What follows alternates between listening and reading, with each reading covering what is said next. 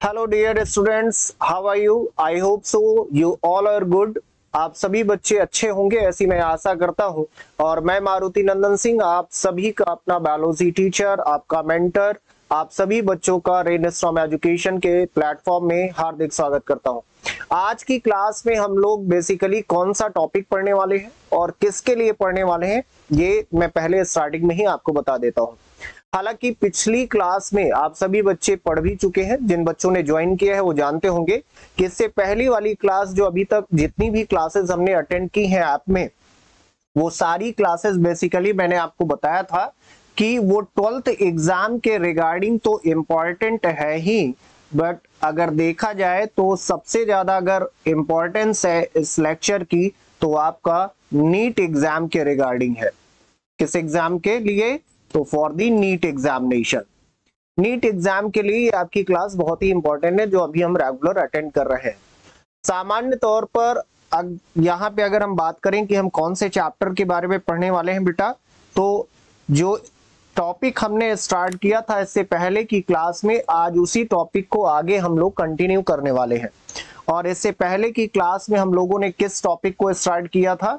तो sexual reproduction in flowering plants. आप सबको पता है कि हमने जो टॉपिक स्टार्ट किया था वो था कौन सा? तो sexual reproduction in flowering plants, जिसे हिंदी में क्या कहा गया था या कहा जाता है? तो इसे हिंदी में कहा जाता है पुष्पीय पादपों में लैंगिक जनन। पुष्पीय पादपों में लैंगिक जनन, इस टॉपिक को हमने पिछली क्लास में लगभग 4 to 5 लेक्चर इसके आप अटेंड कर चुके हैं। आज की क्लास में, यानी जो आज का 6 लेक्चर है इस टॉपिक का, छठी क्लास है इस टॉपिक में, उस क्लास में हम लोग काफी महत्वपूर्ण चीजों के बारे में डिस्कस करने वाले हैं। पुष्पीय पादपों में लैंगिक जनन में काफी चीजें हम लोगों ने पढ़ लिया था। बेसिकली हम लोगों ने फ्लावरिंग स्ट्रक्चर पढ़ लिया था, यानी पुष्प की संरचना जो है पूरी, किसी पुष्पीय पादप में जो पुष्प है उस पुष्प में कौन कौन से भाग हो सकते हैं, उन सारे भाग के बारे में हम लोगों ने एक एक करके बात कर लिया था। और उससे संबंधित कुछ महत्वपूर्ण जनन से संबंधित प्रक्रियाओं के बारे में भी हम लोगों ने पिछली क्लास में अध्ययन किया था। आज की क्लास हम लोग स्टार्ट करेंगे इसी टॉपिक पर। हम लोग जहां से स्टार्टिंग करने वाले हैं वहां हम लोग स्टार्ट करेंगे किसके बारे में? तो बेसिकली यहां पे हम बात करेंगे पराग कोश की संरचना के बारे में। शुरुआत में हम लोग पढ़ेंगे पराग कोश की संरचना। हालांकि पराग कोश की संरचना के बारे में हम पिछली क्लास में भी पढ़ चुके हैं। तो पराग कोश की संरचना, इसके अलावा इसका विकास यानी डेवलपमेंट किस तरीके से होता है, सबसे पहले हम लोग इस टॉपिक को यहीं से स्टार्ट करने वाले हैं। यानी हम लोग आज की क्लास में एंथर का डेवलपमेंट पढ़ेंगे। पहले एंथर स्ट्रक्चर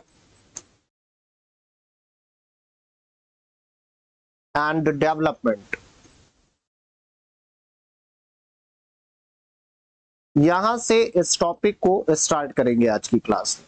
ठीक, तो सबसे पहले तो हम इसे पढ़ेंगे और इसके बाद सेकेंडरी क्या पढ़ने वाले हैं। तो इसके बाद फिर हम लोग इसे पूरा कंप्लीट स्टडी करने के बाद फिर हम लोग बात करेंगे किसके बारे में? तो हम लोग बात करेंगे बेसिकली जो है निषेचन से पूर्व के बारे में बात करेंगे। यानी हम लोग पढ़ेंगे बेसिकली प्री फर्टिलाइजेशन के बारे में बात करेंगे और फिर उसके बाद हम बात करेंगे पोस्ट फर्टिलाइजेशन। यानी बेसिकली अगर मैं डायरेक्टली आपसे कहूं तो स्पष्ट रूप से हम लोग इसके बाद पढ़ने वाले हैं परागण से पूर्व की चीजें और फिर उसके बाद पढ़ेंगे परागण के बाद की चीजें, यानी प्री पॉलिनेशन और फिर पोस्ट पॉलिनेशन, इन सारी चीजों के बारे में भी हम लोग बात करेंगे। तो आइए अपनी क्लास को स्टार्ट करते हैं हम लोग।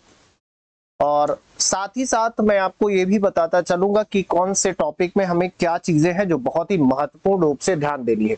देखिए यहाँ पे हम लोग अभी जिस टॉपिक के बारे में यहाँ पे हम लोग पढ़ने वाले हैं वो आपके सामने स्पष्ट दिया हुआ है, एंथर का विकास एवं पराग कणों या माइक्रोस्पोर का निर्माण। तो यहाँ अगर आप ध्यान से देखें बेटा, तो यहाँ पे आपको 3 चीजें पढ़नी है। क्लियरली आपको इस हेडिंग में मैंने मेंशन कर रखा है। सबसे पहले तो आपको पढ़ना है एंथर का विकास। एंथर का मतलब पहले ही मैंने आपको बताया है कि एंथर किसे कहा जाता है, तो परागकोश को ही क्या कहते हैं, एंथर कहा जाता है। हिंदी में इसे परागकोश कहते हैं और इंग्लिश में इसी को एंथर कहा जाता है। तो यहाँ पे हम लोग परागकोश का विकास पढ़ेंगे और इसके अलावा जो है परागकण या माइक्रोस्पोर का निर्माण किस तरीके से होगा, यानी एग्जैक्टली पॉलन ग्रेन्स का या माइक्रोस्पोर्स का फॉर्मेशन किस तरीके से होता है, इसके बारे में भी हम लोग यहाँ पे बात करेंगे एग्जैक्टली। अब अगर हम देखिए पीछे की क्लास में जो पढ़े हैं तो वहां से यहां हम रिलेट कर सकते हैं चीजों को बहुत आसानी से। एंथर का विकास यानी परागकोश का डेवलपमेंट, एंथर का डेवलपमेंट यानी परागकोश का विकास पढ़ने वाले हैं। और इसके अलावा मैंने कहा कि परागकणों या माइक्रोस्पोर का निर्माण पढ़ने वाले हैं। तो परागकण या माइक्रोस्पोर दोनों एक ही चीजें हैं, ये आपको पता है। और माइक्रोस्पोर के फॉर्मेशन के प्रोसेस को यानी परागकणों के निर्माण की प्रक्रिया को या माइक्रोस्पोर के निर्माण की प्रक्रिया को क्या कहते हैं, तो इसे कहा जाता है माइक्रोस्पोरोजेनेसिस। क्या कहते हैं, माइक्रोस्पोरोजेनेसिस। यानी सीधे तौर पर बेटा हम लोग यहाँ पे और क्या पढ़ने वाले हैं, तो यहाँ पे माइक्रोस्पोरोजेनेसिस पढ़ने वाले हैं हम लोग। माइक्रोस्पोरोजेनेसिस, माइक्रोस्पोरोजेनेसिस जिसे हिंदी में क्या कहते हैं, तो इसे लघु बीजाणु जनन कहा जाता है। हिंदी में इस प्रक्रिया को क्या कहते हैं, तो हिंदी में इस प्रक्रिया को कहते हैं लघु बीजाणु जनन। हालांकि पिछली क्लास में इसके बारे में काफी चीजें हम लोग पढ़ चुके हैं। जिन्होंने अभी इसके बारे में नहीं पढ़ा है वो पिछली क्लास जरूर देख लेंगे। लघु बीजाणु जनन या माइक्रोस्पोरोजेनेसिस का जो प्रोसेस है, ये बेसिकली पूरा का पूरा प्रोसेस किससे रिलेटेड है, तो परागकण या माइक्रोस्पोर के फॉर्मेशन से रिलेटेड है।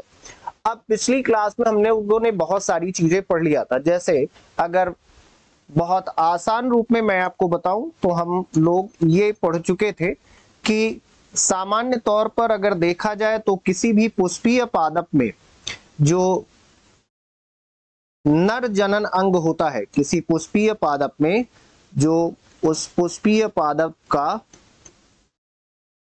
नर जनन अंग या जिसे आप कह सकते हैं नर जनन भाग, यानी मेल रिप्रोडक्टिव पार्ट जो होता है, उस नर जनन भाग को क्या कहा जाता है, तो उस नर जनन भाग को क्या कहते हैं, उसी को एंजियोस, उसी को क्या कहते थे, एंड्रोएशियम कहा जाता था। एंड्रोएशियम कहा जाता था। एंड्रोएशियम जिसे आप हिंदी में पुमंग कहते हैं, एंड्रोएशियम या पुमंग कहा जाता था। अब मैंने आपको ये बताया था, अगर आपको याद होगा तो आप यहां से आइडेंटिफाई कर सकते हैं। हम लोगों ने ये पढ़ा था कि एंड्रोएशियम या पुमंग होता क्या है, तो एंड्रोएशियम या पुमंग जो है वो सामान्य तौर पर क्या है, तो ये जो है स्टेमेन्स का ग्रुप है। किसका ग्रुप है, स्टेमेन का ग्रुप होता है। यानी सामान्य तौर पर देखा जाए तो आप कह सकते हैं कि पुंकेसर का एक पूरा का पूरा समूह होता है। ठीक है, एंड्रोएशियम किसे कहते हैं, तो ये जो है ग्रुप ऑफ स्टेमेन्स होता है, ग्रुप ऑफ स्टेमेन्स। कई सारे स्टेमेन जब सामूहिक रूप से उपस्थित होते हैं तो उसी को क्या कहते हैं, उसी को एंड्रोएशियम कहा जाता है। अब यहाँ पे बेटा स्टेमेन की अगर बात किया जाए तो स्टेमेन की संरचना में मैंने आपको बताया था कि इसका जो स्ट्रक्चर है वो लगभग इस तरीके से, अगर आप देखें तो हम लोगों ने पिछली क्लास में पढ़ा भी था, इस तरीके से पूरा स्ट्रक्चर इसका उपस्थित होता है। और इसकी संरचना में मुख्य रूप से दो भाग उपस्थित होते हैं।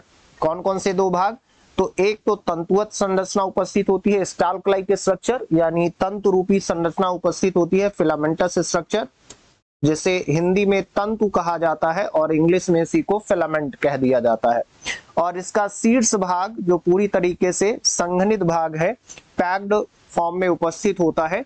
इस ऊपरी या शीर्ष भाग को क्या कहा जाता है, तो इसी को परागकोश कहा जाता है, इसी को परागकोश कहते हैं, परागकोश, या इंग्लिश में इसी को एंथर कहा जाता है। एंथर या परागकोश। ठीक है, अब आप देखिए कि आप यहाँ पढ़ने क्या जा रहे हैं। तो अभी आपने देखा था कि हम लोग यहाँ पे पढ़ने जा रहे हैं एंथर का विकास यानी परागकोश का विकास हम लोग पढ़ रहे हैं। यानी एग्जैक्टली हम लोग इस परागकोश के डेवलपमेंट के बारे में पढ़ने जा रहे हैं। परागकोश की संरचना के बारे में पिछली क्लास में हम लोगों ने पढ़ लिया था। मैंने आपको बताया था कि परागकोश की पूरी संरचना में अगर देखा जाए तो ये जो है ऊर्ध्वाधर रूप से यानी वर्टिकली जो है दो पालियों में विभाजित होता है, यानी दो लोब्स में डिवाइडेड होता है। और प्रत्येक लोब में यानी हर एक पाली में अगर आप देखें तो हर एक पाली में दो पॉलन सैक उपस्थित होते हैं, यानी दो परागपुट या पराग कक्षक उपस्थित होते हैं। और इन्हीं परागपुटों या पराग कक्षकों के अंदर जो है किसका डेवलपमेंट होता है या विकास होता है, तो इसी के अंदर विकास होता है माइक्रोस्पोर्स का, यानी पराग कणों का विकास इसी के अंदर होता है। तो इस प्रकार से हम कह सकते हैं कि इस परागकोश में कितनी पालियां होती हैं। तो इस परागकोश में या इसकी संरचना में दो पाली उपस्थित होती हैं, और दो पालियों में बेसिकली कुल कितने परागपुट या पराग कक्षक उपस्थित होते हैं। तो यहाँ पे कुल 4 पॉलन सैक होते हैं, यानी 4 परागपुट या पराग कक्षक इसकी संरचना में उपस्थित होते हैं। ठीक, तो कुल मिलाकर आपको यहाँ पे इसी परागकोश या एंथर के विकास या डेवलपमेंट के बारे में पढ़ना है। अब इसका डेवलपमेंट कैसे होता है, तो कैसे होगा इसके बारे में हम लोग पहले एक बार जो मैंने यहाँ पे मेंशन किया है इसे समझ लेते हैं, उसके बाद मैं उसे डायग्रामेटिक रूप से आपको समझा दूंगा। बहुत आसान है। देखिए इसमें क्या कहा गया है, तो इसमें कह रहा है कि यंग एंथर पैरेनकाइमेटस कोशिकाओं के होमोजेनस मास से मिलकर बना होता है, जो एपिडर्मिस द्वारा घिरा होता है। अब इसका कहने का मतलब यह है कि एक परिपक्व परागकोश यानी एक जो मैच्योर एंथर है या एक जो यंग एंथर है, तो एक परिपक्व परागकोश में जितनी भी कोशिकाएं उपस्थित होती हैं वो सारी कोशिकाएं किस प्रकार की होती हैं, तो वो पैरेनकाइमेटस सेल्स होती हैं, यानी पैरेनकाइमा प्रकार की कोशिकाएं होती है। पादप में अलग अलग प्रकार के ऊतक होते हैं, उनमें अलग अलग प्रकार की कोशिकाएं होती हैं, जैसे पैरेनकाइमा, कॉलेनकाइमा, स्क्लेरेनकाइमा, इस तरीके से आप लोगों ने पढ़ा होगा। तो बेसिकली यहाँ पे अगर हम एंथर की बात करें या परागकोश की बात करें, तो परागकोश की पूरी संरचना में किस प्रकार की कोशिकाएं उपस्थित होंगी, तो पैरेनकाइमा प्रकार की कोशिकाएं उपस्थित होती हैं। और ये पैरेनकाइमा प्रकार की जो कोशिकाएं हैं यानी जो पैरेनकाइमेटस टाइप ऑफ सेल्स हैं, ये सामान्य तौर पर समांगी रूप से, होमोजेनियस का मतलब होता है एक समान होना, तो वो सारी की सारी पैरेनकाइमेटस सेल्स जो है या पैरेनकाइमा प्रकार की जो कोशिकाएं हैं वो लगभग समान रूप की होती हैं, और वो जो है सामूहिक तौर पर यानी एक समूह के रूप में या एक मास के रूप में एकत्रित होती हैं, और वो मिल करके जो है किसका निर्माण करती हैं, तो परागकोश का या एंथर का निर्माण करती हैं बेसिकली। ठीक है, और ये एंथर, तो इस एंथर में मैंने आपको ये भी बताया था, पिछली क्लास में आपने पढ़ा था कि एंथर के चारों तरफ का जो वॉल है यानी जो भित्ति है वो यानी जो आवरण है, उस आवरण की संरचना में 4 परतें उपस्थित होती हैं। सबसे बाहर वाली परत जो है उसका नाम क्या था, तो उसका नाम था एपिडर्मिस यानी बाह्य त्वचा। उसके बाद कौन सा था, एंडोथीसियम है ना, जिसे अंतःस्थीसियस हिंदी में कहते थे। तीसरी लेयर या तीसरी परत कौन सी थी, तो मिडिल लेयर यानी मध्य परत थी। और चौथी और सबसे आंतरिक परत जो थी दैट इज टैपेटम, वो कौन सी होती है, टैपेटम होती है। तो इस तरीके से एंथर की संरचना में, भित्ति संरचना में 4 परतें उपस्थित होती हैं। वही यहाँ पे कहा गया है कि एक युवा या एक परिपक्व एंथर की संरचना में सभी पैरेनकाइमा प्रकार की कोशिकाएं समान रूप से एकत्रित होकर के इसका निर्माण करती हैं, और ये इसकी संरचना में अगर आप देखेंगे तो ये बाहर से जो है एपिडर्मिस द्वारा घिरी होती है। तो ये बहुत नॉर्मल सी बात है कि चूंकि बाह्य आवरण में सबसे आउटर लेयर जो है या सबसे बाह्य भित्ति एपिडर्मिस थी यानी बाह्य त्वचा थी, तो उसी से घिरी होगी, ये तो बहुत नॉर्मल सी बात है। ठीक है, फिर कह रहा है यह शीघ्र ही 4 पालियों युक्त हो जाता है। अब अभी भी मैंने आपको बताया, इससे पहले वाली क्लास में भी बताया है कि एंथर की संरचना में अगर आप देखें तो जैसे ही एंथर का अब ये निर्माण हो जाएगा तो एंथर आंतरिक रूप से अगर आप देखें तो आंतरिक रूप से एंथर जो है या पराग कोष जिसे आप कह रहे हैं, वो पराग कोष जो है वो जल्द ही कितनी पालियों में विभाजित हो जाता है, तो 4 पालियों में विभाजित हो जाता है। 4 पालियों में कैसे विभाजित होगा, तो इस तरीके से आपने पढ़ा था कि अगर एंथर के स्ट्रक्चर को देखा जाए तो वो इस प्रकार से जो है वर्टिकली का मतलब ये है कि इस प्रकार से ऊर्ध्वाधर रूप से वर्टिकली जो है ये 2 भागों में विभाजित होता है, और प्रत्येक भाग जो है वो आंतरिक रूप से 2 पालियों में इस तरीके से विभाजित हो जाता है, इधर और फिर ये भी इधर इस तरीके से। तो इस तरीके से अगर देखा जाए तो यहां पे कुल कितनी पालियां हो जाएंगी, ये आप देख सकते हैं 4 पालियों में एंथर जो है विभाजित रहता है, 4 पालियों में विभाजित रहता है। और फिर इसी के अंदर जो है किसका निर्माण होता है, तो इसी के अंदर इस तरीके से आप जानते हैं कि पराग कणों का यानी पॉलन ग्रेन्स का, या जिसे आप माइक्रोस्पोर कहते हैं, माइक्रोस्पोर्स का डेवलपमेंट इसी के अंदर इस तरीके से होता है। ये यहाँ पे छोटे छोटे कण के रूप में जो है पराग कण है, या पॉलन ग्रेन्स है या माइक्रोस्पोर, जो भी आप कहना चाहें, ठीक। तो वही चीज यहाँ पे कहा गया है कि ये जो है कितनी पालियों में विभाजित हो जाता है, 4 पालियों में। और फिर चारों पालियों की प्रत्येक पाली भी, यानी यहाँ पे फिर कह रहा है कि हर एक पाली में जो है कुछ हाइपोडर्मल कोशिकाएं आरंभ में आर्किस्पोरियल इग्निशियल के समान कार्य करती हैं। यहाँ पे ये कह रहा है कि हर एक पाली के अंदर जो कोशिकाएं हैं वो कोशिकाएं किस प्रकार की हैं, तो वो हाइपोडर्मल कोशिकाएं होती हैं। और ये हाइपोडर्मल कोशिकाएं शुरुआत में किस तरीके से कार्य करती हैं, तो आर्कियोस्पोरियल इनिशियल की तरह कार्य करती है। अभी मैं आपको बताऊंगा कि आर्कियोस्पोरियल इनिशियल क्या होता है। अभी आप बस बेसिक चीजें समझिए, फिर उसके बाद मैं ये सारी चीजें आपको फिगर से समझाऊंगा। तो हाइपोडर्मल कोशिकाएं इसके अंदर होंगी हर एक पाली में, और ये हाइपोडर्मल कोशिकाएं किसकी तरह बिहेव करेंगी, तो ये बिहेव करती हैं किसकी तरह, आर्किस्पोरियल इनिशियल की तरह बिहेव करती हैं, कार्य करती हैं, ठीक। अब ये आर्किस्पोरियल इनिशियल जो है बाह्य प्राथमिक परिधीय कोशिका, बाह्य प्राथमिक परिधीय कोशिका तथा आंतरिक प्राथमिक स्पोरोजेनिक कोशिका में विभाजित हो जाती है, ठीक। यानी जो आर्कियोस्पोरियल इनिशियल है ये जो है 2 अलग अलग प्रकार की कोशिकाओं में विभाजित हो जाती है। कौन कौन सी अलग अलग प्रकार की कोशिकाएं हैं, तो एक प्राथमिक परिधीय कोशिका में, यानी ये आर्कियोस्पोरियल इनिशियल जब डिवाइड होगी या विभाजित होगी तो पहले 2 प्रकार की कोशिकाओं में विभाजित होगी, एक तो प्राथमिक परिधीय कोशिका में और दूसरा आंतरिक प्राथमिक स्पोरोजेनिक कोशिका में या स्पोरोजेनिक सेल में, ठीक। 2 प्रकार से विभाजित हो जाएगी। ये सारी चीजें आपको यहाँ पे बताया गया है। चलिए अब इसे थोड़ा सा हम लोग बेसिकली डायग्राम से समझते हैं, ठीक। चलिए बहुत ही आसान सा डायग्राम है। सबसे पहले हम लेते हैं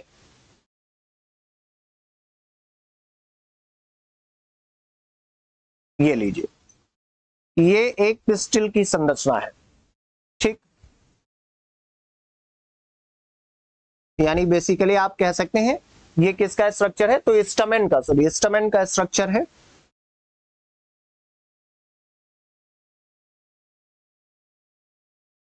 स्ट्रक्चर ऑफ स्टमेन,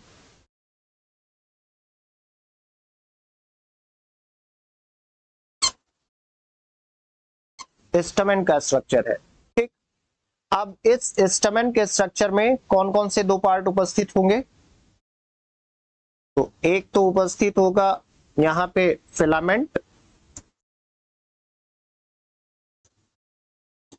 ध्यान से समझिएगा, बहुत आसान सा कॉन्सेप्ट है, बहुत इजीली समझ में आएगा, तंतु।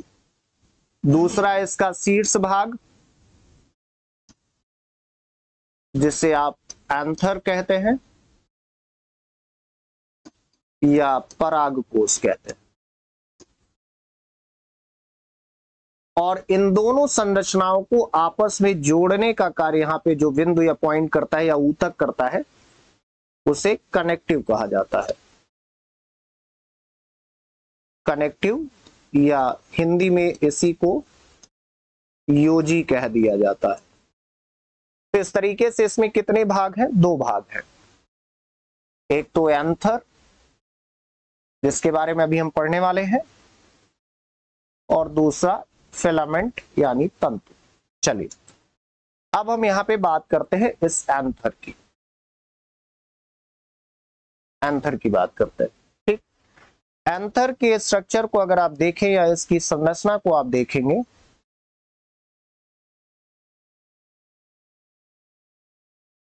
इसका स्ट्रक्चर या इसकी जो संरचना है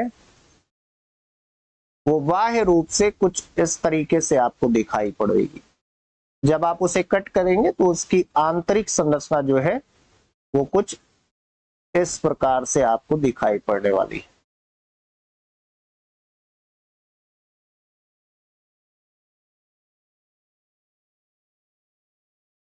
इस तरीके से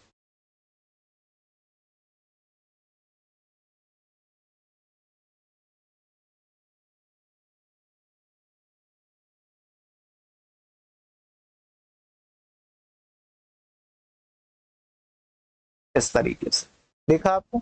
चलिए अब आप इस संरचना में अगर आप ध्यान से देखें तो यहाँ पे जैसा मैंने आपको बताया था कि ये वर्टिकली जो है यानी ऊर्ध्वाधर रूप से आप देख सकते हैं कि वर्टिकली जो है ये दो पालियों में यहां से विभाजित है, टू लोब्स में डिवाइडेड है।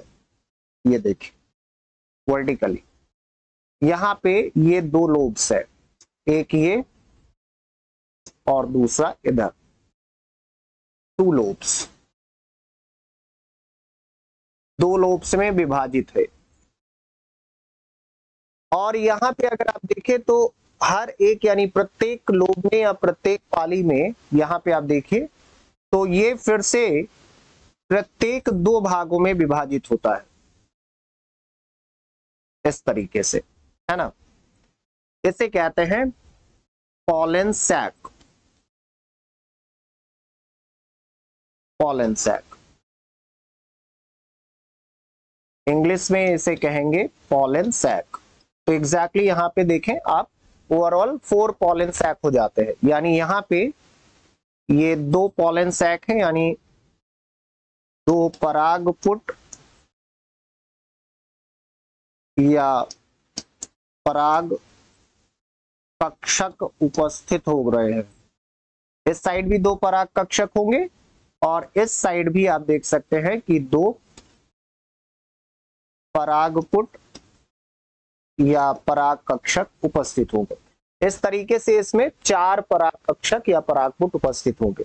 अब मैंने आपको यह कहा कि इसका जो आवरण है यानी जो इसका बाह्य आवरण है, ये इसका जो आउटर कवरिंग है, ये आउटर कवरिंग जो है बेटा, आउटर लेयर जो है इसका, ये आउटर लेयर जो है या जो इसका आवरण है, ये आवरण जो है एक 4 परतीय संरचना है, 4 लेयर्ड स्ट्रक्चर है,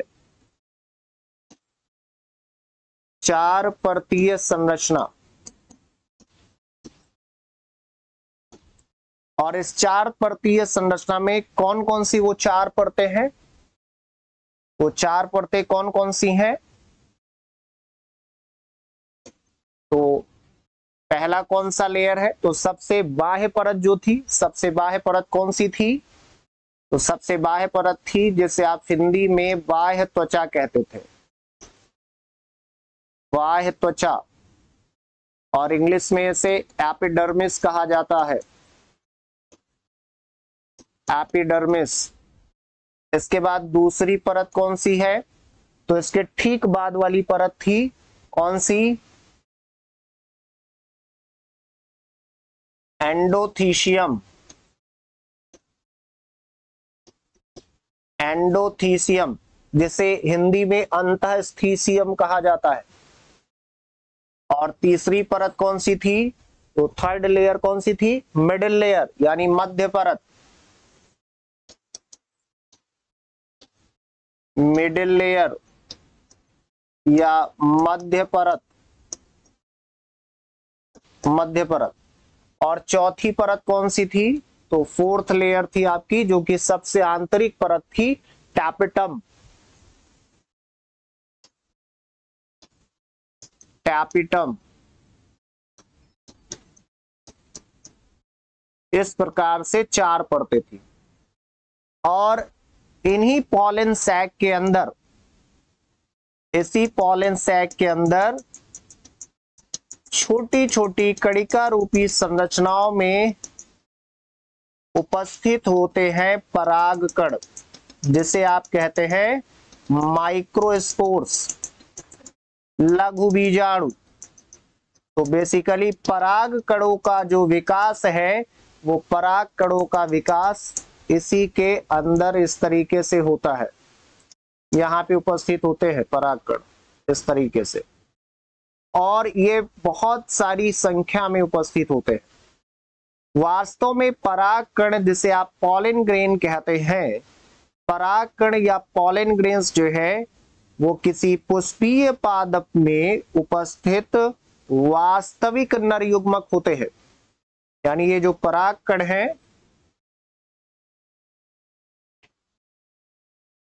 पराग कण या पॉलन ग्रेन्स, ये पराग कण ही जो है नर युग्मक है।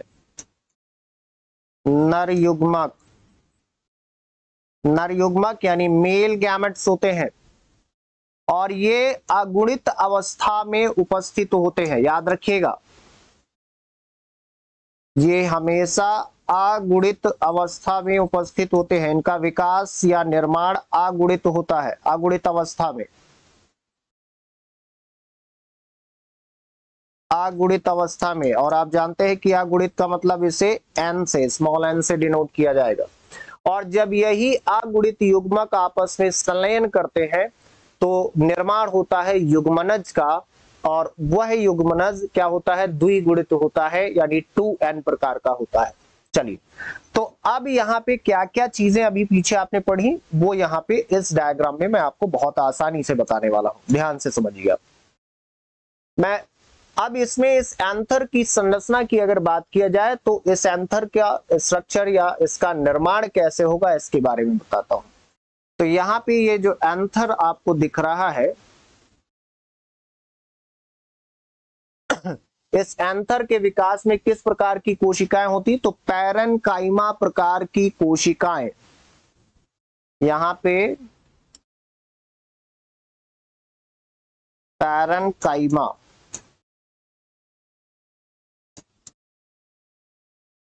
प्रकार की कोशिकाएं, पैरेन्काइमा प्रकार की कोशिकाएं इस एंथर का क्या करती है? निर्माण करती है। पैरेन्काइमेटा सेल्स जो है वो मिल करके इस एंथर का क्या करती है? निर्माण करती है। क्लियर?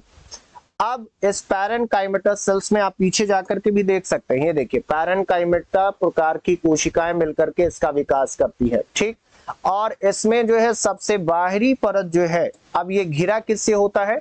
तो आप यहाँ पे देख सकते हैं कि ये जो है बाहर से किससे घिरा होता है?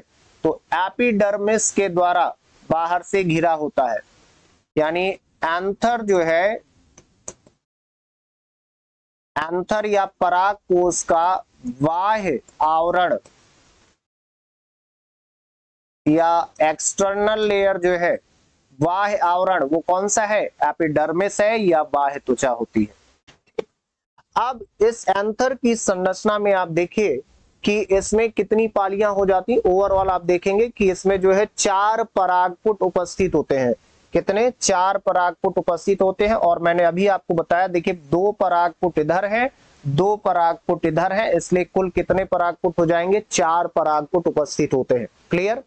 चलिए, अब यहाँ पे मैंने आपको बताया कि इसकी आंतरिक संरचना पे अगर हम जाएं तो इसके आंतरिक संरचना में जब हम पालियों के अंदर की बात करते हैं तो इसकी पाली के अंदर यानी लोब्स के अंदर जो है किस प्रकार की कोशिकाएं होती है, तो हाइपोडर्मल सेल्स उपस्थित होती हैं। और वही हाइपोडर्मल कोशिकाएं किस प्रकार से बिहेव करती हैं, तो वो हाइपोडर्मल कोशिकाएं आर्किस्पोरियल इनिशियल कोशिका की तरह बिहेव करती है, आर्किस्पोरियल इनिशियल की तरह हाइपोडर्मल कोशिकाएं उपस्थित होंगी। यहाँ पे देखिए, यहाँ पे जो है, यहाँ पे उपस्थित होंगे किस प्रकार की कोशिकाएं, तो यहाँ पे उपस्थित होती हैं हाइपोडर्मल प्रकार की कोशिकाएं उपस्थित होती है परागपुट या परागकक्षक में। हाइपोडर्मल सेल्स, हाइपोडर्मल कोशिकाएं इसकी आंतरिक संरचना में परागपुटों के अंदर या परागकक्षक के अंदर जो है हाइपोडर्मल कोशिकाएं उपस्थित होंगी। और यही हाइपोडर्मल कोशिकाएं जो है, ये हाइपोडर्मल कोशिकाएं किस प्रकार से व्यवहार करती हैं, किसके समान व्यवहार करती हैं, तो ये आर्कियोस्टेरियल इनिशियल की तरह व्यवहार करती है। ठीक है, आप देख सकते हैं, अभी आपने पढ़ा भी है, ये लिखा है आर्किस्पोरियल इनिशियल की तरह व्यवहार करती है। तो इसके बारे में आप लिख सकते हैं कि यह है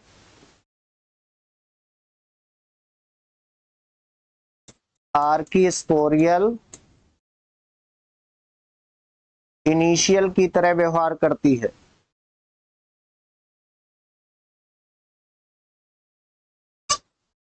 इनिशियल के समान कार्य करती है। यहां से डायरेक्ट एग्जाम में क्वेश्चन नीट में पूछा जा सकता है। क्वेश्चन ये पूछेगा कि किसी पुष्पीय पादप में या किसी एंजियोस्पर्म में या फ्लावरिंग प्लांट के एंथर की संरचना में या परागकोश की संरचना में परागपुट या परागकक्षकों के अंदर किस प्रकार की कोशिकाएं उपस्थित होती हैं, तो किस प्रकार की कोशिकाएं उपस्थित होती हैं, हाइपोडर्मल कोशिकाएं उपस्थित होती है। अब ये हाइपोडर्मल कोशिकाएं किस प्रकार से या किसके समान कार्य करती हैं, तो ये आर्किस्पोरियल इनिशियल के समान कार्य करती हैं। किसके समान, तो आर्किस्पोरियल इनिशियल के समान कार्य करती हैं। अब होगा क्या एंथर के विकास में कि ये आर्किस्पोरियल इनिशियल जो है कोशिकाएं आगे चल करके दो प्रकार की कोशिकाओं में विभक्त हो जाती हैं या विभाजित हो जाती हैं। कौन कौन सी दो प्रकार की वो कोशिकाएं हैं जिनके रूप में आर्किस्पोरियल कोशिकाएं विभक्त हो जाती हैं? तो वो दोनों प्रकार की कोशिकाओं के बारे में अभी आपने पढ़ा था। एक तो प्राथमिक परिधीय कोशिका और दूसरी कौन सी है, आंतरिक प्राथमिक स्पोरोजेनिक कोशिका। ठीक, तो ये दो प्रकार की कोशिकाओं में विभाजित होगी। ठीक है, मैं यहां पे मेंशन कर देता हूं, ये दो प्रकार की कोशिकाओं में विभाजित होगी।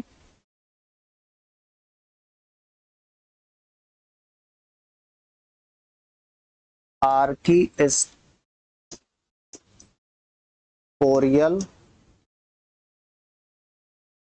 ठीक है, इनिशियल।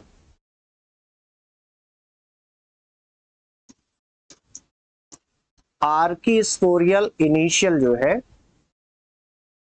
ये आगे चलकर दो प्रकार की कोशिकाओं में विभक्त होगी। एंथर किस विकास के दौरान दो प्रकार की कोशिका में विभक्त या विभाजित। अब ये दो प्रकार की कौन कौन सी कोशिकाएं हैं जिनमें ये विभाजित होगी, तो यहां पे एक है प्राथमिक परिधीय कोशिका, प्राइमरी पेरिफेरल सेल। प्राथमिक परिधीय कोशिका, ये सारे पॉइंट्स जो है नीट के लिए मोस्ट इंपॉर्टेंट है। प्राथमिक परिधीय कोशिका यानी प्राइमरी पेरिफेरल सेल, जिसे पीपीसी कहा जाता है। अब क्लियर हुआ, प्राइमरी पेरिफेरल सेल यानी प्राथमिक परिधीय कोशिका। दूसरा कौन सा है, दूसरा है आपका, तो सेकंड टाइप का कौन सा सेल है, तो सेकेंड टाइप ऑफ सेल कौन सा है, आप देख सकते हैं कौन सा है, आंतरिक प्राथमिक स्पोरोजेनेसिस, आंतरिक प्राथमिक स्पोरोजेनस।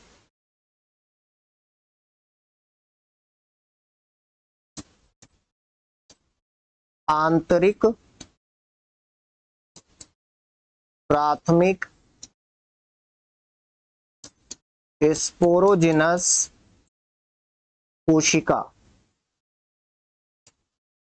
ठीक, तो इस तरीके से दो प्रकार की कोशिकाओं में विभाजित होगा या विभक्त होगा क्या, आर्कीस्पोरियल इनिशियल।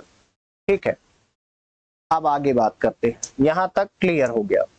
अब कह रहा है कि प्रत्येक माइक्रोस्पोर मात्र कोशिका बियोटिक रूप से विभाजित होकर 4 अगुणित माइक्रोस्पोर या पराग कणों का निर्माण करती है। ये टेट्रेड के रूप में व्यवस्थित रहते हैं। बहुत अच्छी तरीके से डायग्राम ड्रॉ करके पिछली क्लास में मैंने आपको बताया था। इसमें मैंने आपको बताया था कि जब कोई, ये बेसिकली प्रोसेस है एक तरीके का, या पूरा का पूरा प्रोसेस है, बताया गया है। कौन सा प्रोसेस है ये बेटा, तो ये प्रोसेस है आपका माइक्रोस्पोरोजेनेसिस का।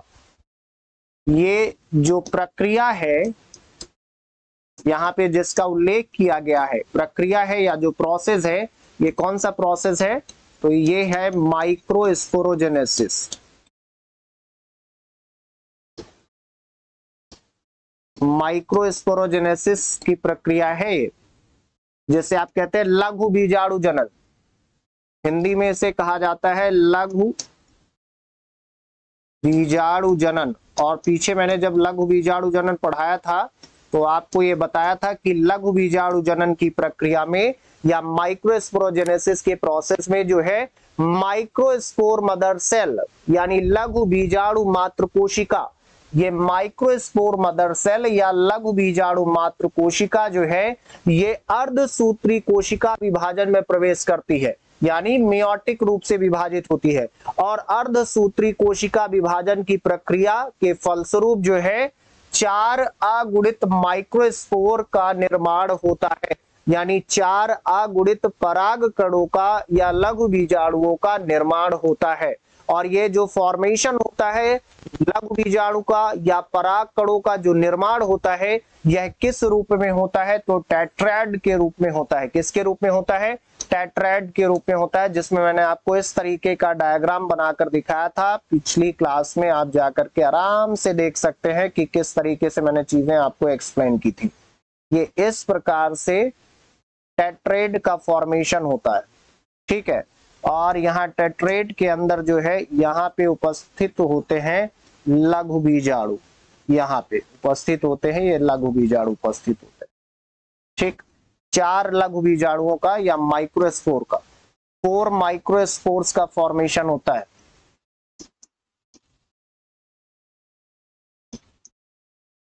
चार माइक्रोस्पोर्स का फॉर्मेशन यहाँ पे होता है और यही स्ट्रक्चर जो है यह टेट्राड कहलाता है,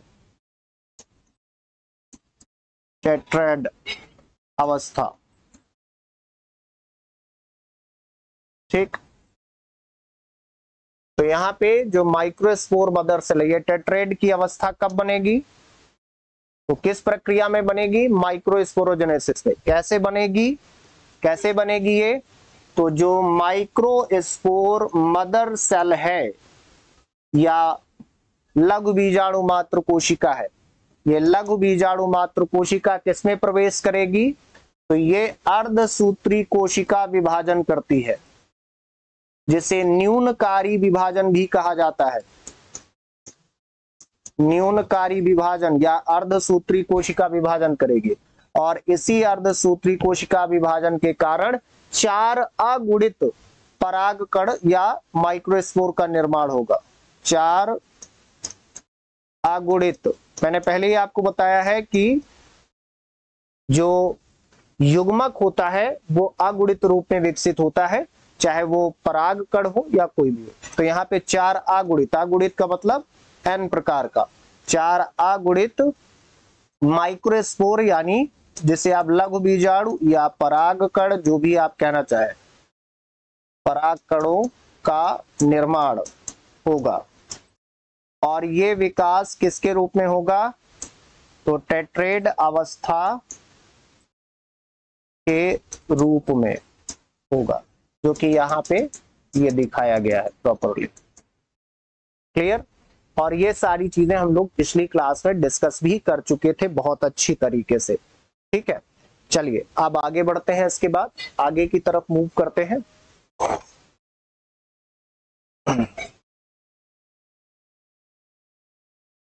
अब इसमें कह रहा है कि अब माइक्रोस्पोर टेट्रेड से पृथक हो जाते हैं। इसके बाद क्या होगा? जैसे ही लघु बीजाणुओं का विकास टेट्रेड के रूप में हो गया, तो वह लघु बीजाणु यानी माइक्रोस्पोर या फिर उसे परागकण, जो भी आप कहना चाहे, तो वो माइक्रोस्पोर या परागकण जो है, अब वो माइक्रोस्पोर या परागकण टेट्रेड से क्या हो जाएंगे? पृथक हो जाएंगे, यानी सेपरेट हो जाएंगे, अलग हो जाएंगे। यहाँ पे माइक्रोस्पोर जो है वो टेट्रेड से सेपरेट हो जाएंगे। अब यहाँ एग्जाम्पल के रूप में ये कह रहा है कि एग्जाम्पल कई सारे हैं इसके, लेकिन कुछ अपवाद या एक्सेप्शन भी मौजूद है।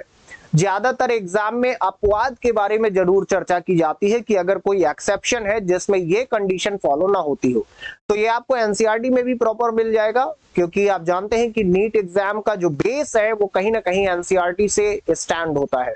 ठीक है, तो अगर आप यहाँ पे देखें तो यहाँ पे कुछ इसके अपवाद भी है।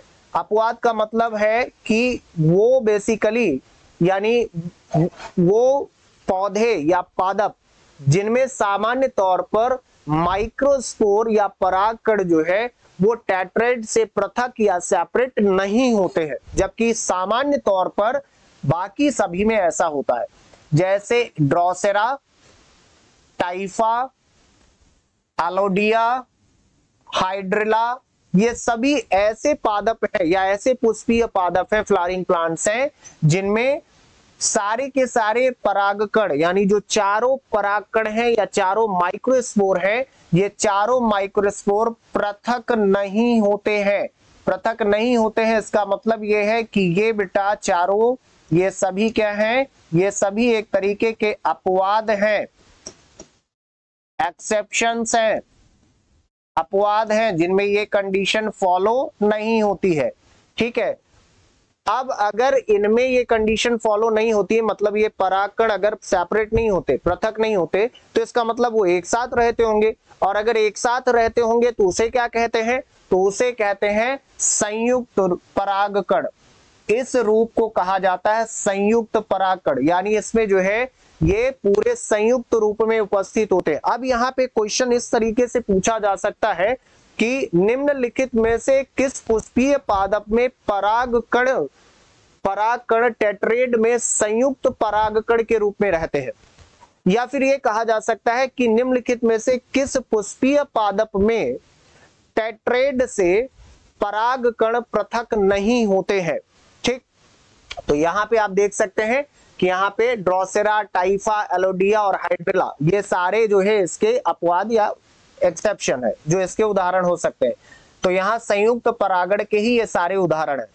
अब यहाँ पे ड्रोसेरा को सामान्य तौर पर हम एक नाम से जानते हैं, मैंने उसका कॉमन नेम यहाँ पे मेंशन किया है आपकी जानकारी के लिए। देखिए, ड्रोसेरा को सनड्यू कहा जाता है, याद रखिएगा, सनड्यू प्लांट कहा जाता है किसे? ड्रोसेरा को। सनड्यू, यहाँ पे जो नाम दिया गया है ये एक्चुअल में नाम है ड्रोसेरा का। ड्रोसेरा का जो सामान्य नाम है वो क्या है? सनड्यू है। देखने में इस तरीके से होता है। आप देखिए कि इसके ये जो परागकण है, यहाँ पे आप देख सकते हैं कि इसके जो परागकण है, ये सभी के सभी परागकण जो है ये बिल्कुल भी पृथक नहीं हुए। ये किस रूप में है? संयुक्त परागकण की अवस्था में उपस्थित होते हैं, संयुक्त परागकण के रूप में। ठीक, अब इसी तरीके से टाइफा की अगर बात किया जाए तो टाइफा को सामान्य रूप से ब्रॉडलीफ कैटल कहा जाता है। ये भी चीजें याद रखिएगा जो मैं आपको बता रहा हूं। टाइफा को ब्रॉडलीफ कैटल कहा जाता है। ये सारी चीजें नीट के पॉइंट ऑफ व्यू से बहुत इंपॉर्टेंट है। टाइफा को ब्रॉडलीफ कैटल कहा जाता है। यहां जितने भी पादप आप देख रहे हैं ये सारे के सारे पादप, खास बात यह है कि सभी जलीय पुष्पीय पादप हैं, ये आप याद रखिएगा। तो आप ये भी कह सकते हैं कि सामान्य तौर पर संयुक्त परागकण जो है वो जलीय पुष्पीय पादपों में अधिकतर पाया जाता है। ये आप याद रखिएगा, ये सभी जो है एक्वेटिक प्लांट्स हैं, एक्वेटिक प्लांट्स है, यानी एक्वेटिक फ्लावरिंग प्लांट्स है, जलीय पुष्पीय पादप है, पानी में या जल में उपस्थित होते हैं सभी, ठीक है। चाहे वो ड्रोसेरा यानी संडिव हो या फिर आपका टाइफा यानी ब्रॉडलीफ कैटल हो। ये तरीके के पादप आपने तालाब वगैरह में देखे होंगे, जिसमें ये लगभग बाली जैसी संरचना आपको दिखाई पड़ती है इस तरीके से, ठीक है। अब इसमें आप देखेंगे तो इसमें जितने भी परागकण है वो सारे के सारे परागकण संयुक्त रूप से उपस्थित होते हैं, ठीक है। अब ये है बेसिकली आपका एलोडिया। एलोडिया को बहुत सामान्य रूप में वाटर वीड कहा जाता है, इसी को वाटर वीड के नाम से जाना जाता है एलोडिया को। एलोडिया, एलोडिया का सामान्य नाम जो है वो वाटर वीड है, ये भी जलीय पादप है। इसे तो आप सब ने देखा होगा हाइड्रिला को। हाइड्रिला का सामान्य नाम जो है वो वाटर थाइम है। ये जल के सतह में अंदर की तरफ डूबकर पूरी तरीके से पानी को कवर कर लेता है, ठीक है। इसे कहते हैं वाटर थाइम। ये आप देख सकते हैं वाटर थाइम, ये हाइड्रिला का नाम है। ये नाम इसलिए मैं आपको बता रहा हूं क्योंकि सामान्य तौर पर एग्जाम में अगर सामान्य नाम देता है तो आपको कंफ्यूज होने की जरूरत नहीं है, क्योंकि हमने पहले ही पढ़ लिया है कि किसका सामान्य नाम क्या है, तो इसलिए हमें आगे चलकर दिक्कत नहीं आएगी, ठीक। ये हो गया। ये सभी जितने भी जलीय पुष्पीय पादप हैं ये सारे के सारे संयुक्त परागकण के उदाहरण हैं, जिनमें टेट्रेड से उनके परागकण मुक्त या पृथक नहीं होते हैं, ठीक। ये सामूहिक तौर पर या संयुक्त रूप में सारे परागकण उपस्थित होते हैं। चलिए अब इसके बाद आगे की तरफ मूव करते हैं, इसके नेक्स्ट में देखते हैं।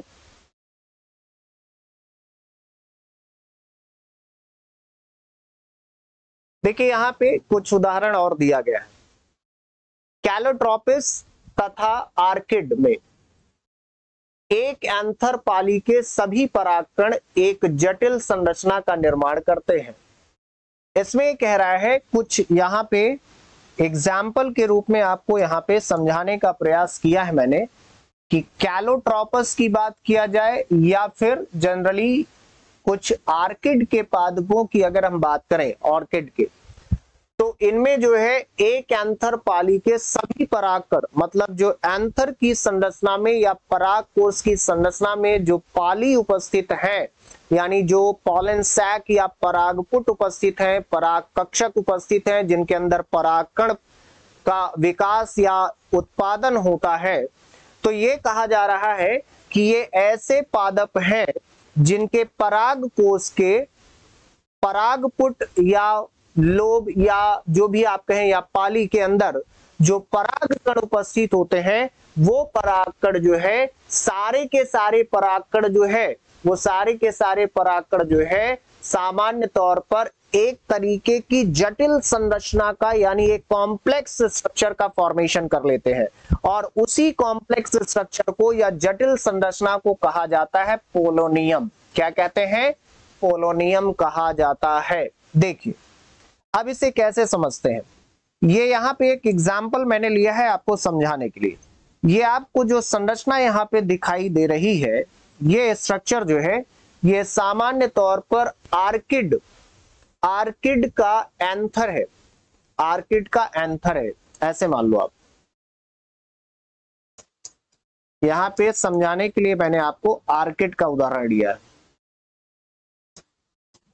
यानी आर्किड का परागकोश है या एंथर है।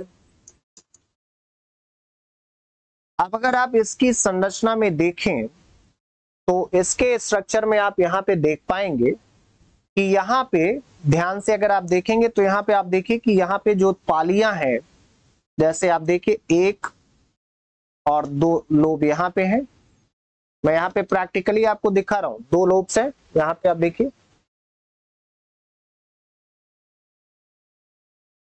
ये इसके पाली है या लोब्स है।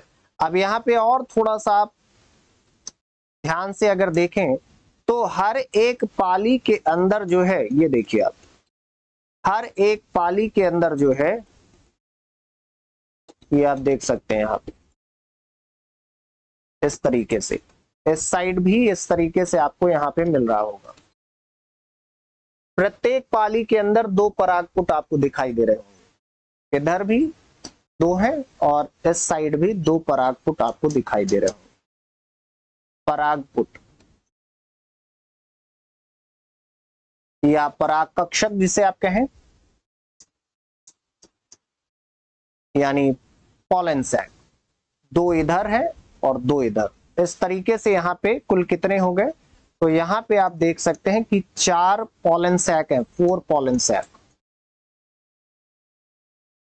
4 पॉलन सैक्स है, यानी परागपुट, 4 परागपुट उपस्थित हैं इसकी संरचना में भी। क्लियरली दिखाई दे रहा है। अब आप देखिए कि इसके अंदर जितने भी परागकण हैं, जितने भी परागकण यहाँ पे उपस्थित हैं, वो सारे के सारे, यानी जो है एक एंथर की पाली के सभी परागकण जो है, ये सारे के सारे परागकण आपस में मिलकर के एक तरीके का, देखिए, एक गुच्छे नुमा संरचना का निर्माण कर रहे हैं।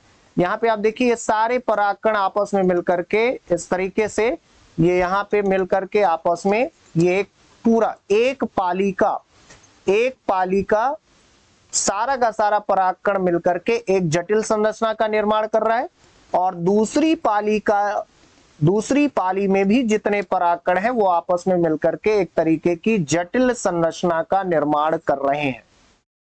ये आप देख सकते हैं यहाँ पे, है ना। और इसी जटिल संरचना को, यानी पराग कणों द्वारा निर्मित जटिल संरचना,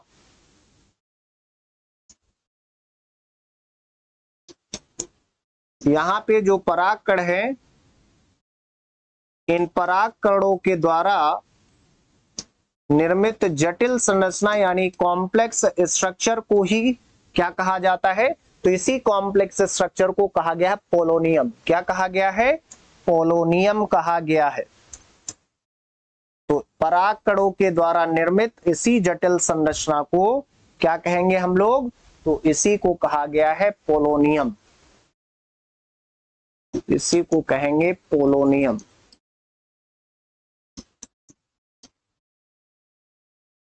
इसी संरचना को पोलोनियम कहा गया।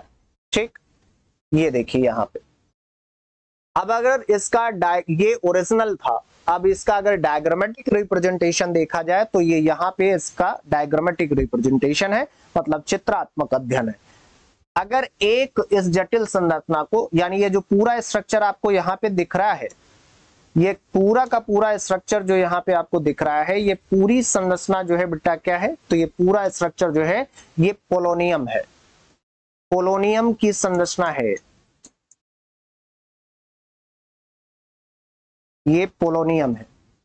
अब आप देखिए इस पोलोनियम की संरचना में यहाँ पे सारे के सारे परागकण इस तरीके से एक संघनित रूप में एक जटिल संरचना का निर्माण कर रहे हैं। इसमें जो ये शीर्ष भाग है जहां पे ये परागकण उपस्थित है,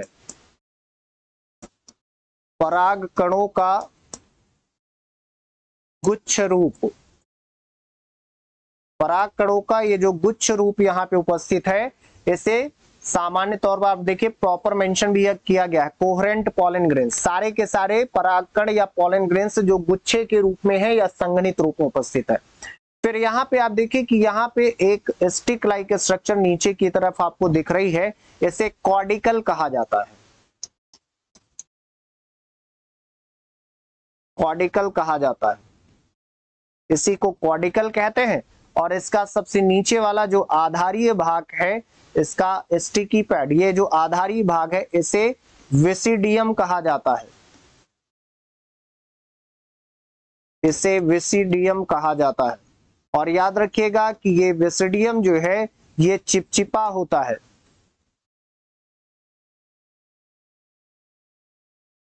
चिपचिपा, चिपचिपा का मतलब स्टिकी नेचर का होता है।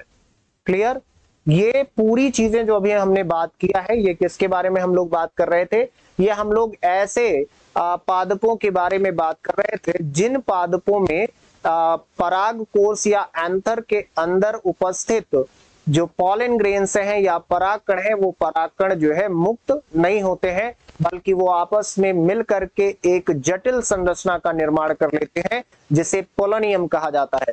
यहाँ पे क्वेश्चन कैसे बनेगा? तो बहुत सीधे तौर पे दो तरीके का प्रश्न नीट के एग्जाम में बनाया जा सकता है। एक क्वेश्चन तो ये बनेगा कि निम्नलिखित में से, यानी निम्नलिखित में से किस पादप में पोलोनियम की संरचना उपस्थित होती है? तो अगर आपको यही नहीं पता कि what is the polonium, polonium होता क्या है, तो आप आंसर नहीं बता सकते। अब यहाँ हमें ये क्लियर हो गया कि पोलोनियम होता क्या है। तो हम जान चुके हैं कि पराग कोष के अंदर जो पॉलन सैक है, यानी पराग कक्षक, परागपुट है या फिर जो लोब है, तो उसके अंदर जो है जो परागकण उपस्थित है, अगर वो परागकण अलग अलग सेपरेट ना हो, पृथक ना हो, बल्कि एक साथ मिलकर के एक जटिल संरचना का निर्माण कर ले, भुट्टे जैसी जो गुच्छ के रूप में दिखाई पड़ती है, ऐसी संरचना का निर्माण कर लेते हैं, तो उसी को क्या कहते हैं? पोलोनियम कहते हैं। यानी पराग कणों की एक जटिल संरचना, वही क्या कहलाती है? पोलोनियम। और ये किस में पाया जाएगा? तो एग्जाम्पल के तौर पे आप देख सकते हैं कैलोट्रोपिस में और कुछ आर्किड के पादपों में। कैलोट्रोपिस और आर्किड के पादपों में इस प्रकार की संरचना उपस्थित होगी। क्लियर? चलिए आगे बढ़ते हैं। अब यहाँ पे बात कर रहे हैं नर गैमेटोफाइट की। यहाँ पे देखिए क्या हम पढ़ने वाले हैं, ये जानना मैंने पहले ही आपको बताया बहुत जरूरी होता है। नर गैमेटोफाइट के बारे में यहाँ पे हम बात करने वाले हैं। यहाँ पे पढ़ने जा रहे हैं हम लोग नर गैमेटोफाइट का विकास, यानी एग्जैक्टली हम लोग यहाँ पे बात करेंगे नर गैमेटोफाइट की। तो चलिए सबसे पहले तो इसे पढ़ने से पहले हम समझते हैं कि नर गैमेटोफाइट है क्या। चलिए, नर गैमेटोफाइट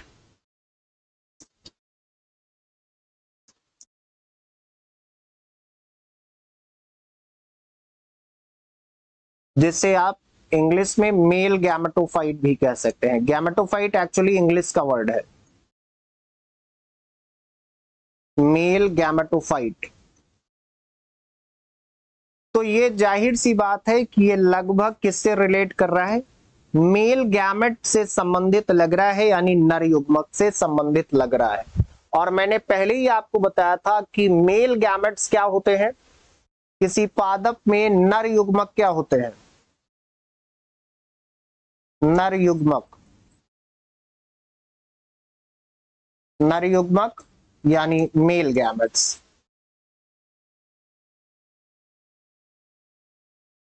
मेल गैमेट्स क्या होते हैं? तो ये मैं पहले ही आपको बता चुका हूं कि नर युग्मक या मेल गैमेट के रूप में किसी पादप में क्या उपस्थित होते हैं? तो पराग कणों का उत्पादन होता है। यानी जो पराग कण है,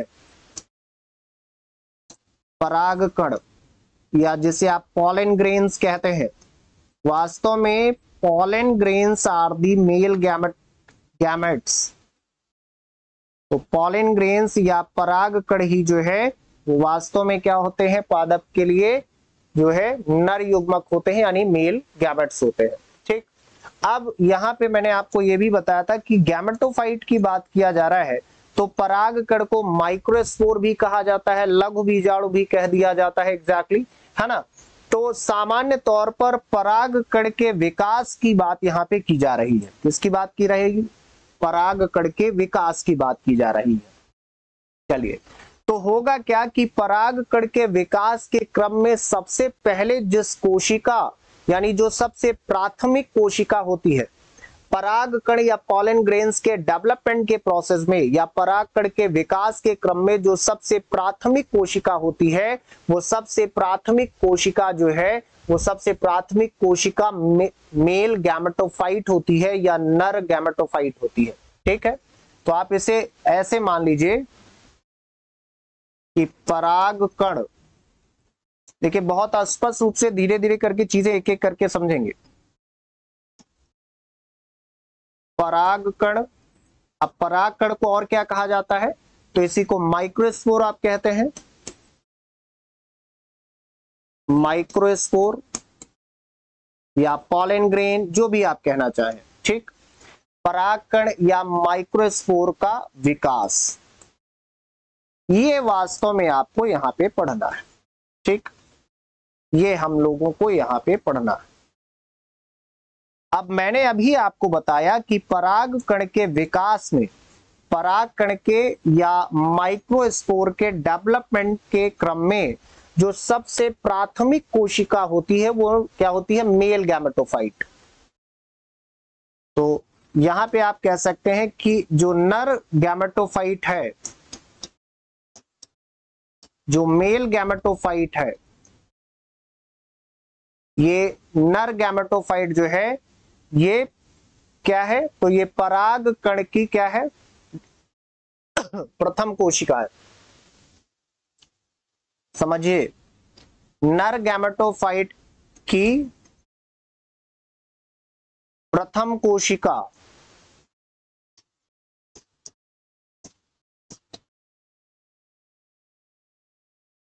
परागकण या माइक्रोस्पोर जो है वो मेल गैमेटोफाइट के क्या है, प्राथमिक कोशिकाएं हैं। प्राथमिक कोशिकाएं आप यहां से देख भी सकते हैं, मैं माइक्रोस्पोर या परागकण नर गैमेटोफाइट की प्रथम कोशिका होती है। यानी आप कह सकते हैं कि पॉलिन ग्रेन्स और microspores are the primary cell of the male gametophyte. These are the primary cell of the male gametophytes. Clear? ये मेल गैमेटोफाइट या नर गैमेटोफाइट की प्रथम कोशिका होती है, ठीक है।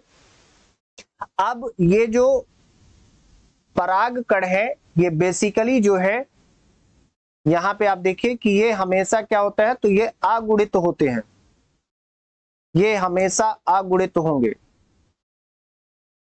ये खासियत है, पहले भी मैं आपको बता चुका हूं, अगुणित होते हैं। अगुणित मतलब n प्रकार का। अब ये अगुणित क्यों है, क्योंकि मैंने पहले ही आपको बताया कि जो युग्मक होता है वो क्या होता है, हमेशा अगुणित होता है। तो यहाँ पे ये जो है कैसा होगा, अगुणित होगा। सामान्य तौर पर पराग कणों के अगर मैं आकार की बात करूं तो पराग कणों का आकार जो है अलग अलग हो सकता है, अलग अलग प्रकार के पादप में। गोलाकार भी हो सकता है, अंडाकार भी हो सकता है, ठीक है। इसके अलावा पॉलीहेड्रल भी हो सकता है। पॉलीहाइड्रल का मतलब बहुभुजीय हो सकता है, ठीक है। किसी भी आकार में परागकण उपस्थित हो सकते हैं। परागकण के अगर भित्ति की बात किया जाए तो परागकण पूरी तरीके से बाह्य रूप से एक आवरण के द्वारा ढका हुआ होता है। परागकण की संरचना में जो सबसे बाह्य आवरण है, यानी जो परागकण की भित्ति है या माइक्रोस्पोर की जो भित्ति है, वह भित्ति जो है सामान्य तौर पर दो स्तरों से मिलकर बनी होती है। मतलब दो लेयर्स या दो स्तर या दो परतें उसकी भित्ति में उपस्थित होती हैं, ठीक। तो यहां ये भी आप मेंशन कर सकते हैं कि यहां पे परागकण की जो भित्ति है या वॉल है, वॉल ऑफ पॉलन ग्रेन, परागकण की भित्ति में दो परतें उपस्थित होती हैं। कौन कौन सी दो परतें हैं, तो दो परतें यानी 2 लेयर्स आर प्रेजेंट हियर। दो परतें होंगी, एक सबसे बाह्य परत जिसे एक्सिन कहा जाता है या एक्साइन भी कहते हैं, दूसरा इंटिन, एक्सिन एंड इंटिन। एक्सिन और एंटिन यानी एक्साइन या एंटिन दो परतें होती हैं, इसकी भित्ति में दो स्तर की संरचना उपस्थित होती है। तो आज की क्लास में हम लोगों ने जो भी चीजें पढ़ी हैं, अब इसके आगे हम लोग नेक्स्ट क्लास में इसे डिस्कस करेंगे। यानी सामान्य तौर पर नर गैमेटोफाइट के विकास के बारे में जो बेसिक चीजें थी वो अभी मैंने आपको बता दी। अगली क्लास में हम लोग नर गैमेटोफाइट का पूरी तरीके से जो डेवलपमेंट प्रोसेस है या विकास की जो पूरी एक प्रोसेसिंग है या जो पूरी प्रक्रिया है उसके बारे में काफी डेप्थ में नीट लेवल पर चर्चा करेंगे। तो आज के लिए इतना ही, फिर मिलेंगे कल की क्लास में। जय हिंद, जय भारत।